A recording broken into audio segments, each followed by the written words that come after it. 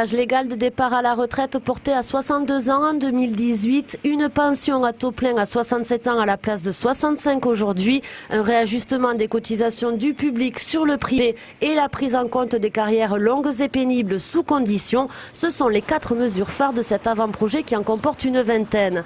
Avec pour recettes supplémentaires les économies réalisées dans la fonction publique et la taxation des hauts revenus et revenus du capital. Objectif, rééquilibrer le régime qui est déficitaire de 32 milliards d'euros, un objectif qui repose cependant sur 2 hypothèses, un taux de chômage à 4,5% et une croissance de la productivité de 1,5 point. Avant-projet juste, surtout avant-projet courageux, parce qu'il fallait absolument le faire, un projet de réforme, et une réforme surtout, de manière à continuer à garder la retraite par répartition.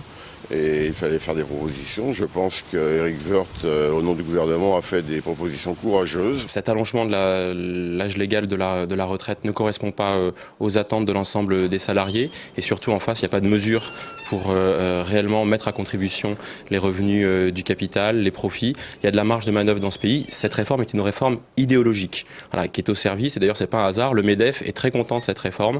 À une semaine de la journée de mobilisation sur les retraites, cet avant-projet vient de donner du grain à moudre à l'opposition et aux syndicats.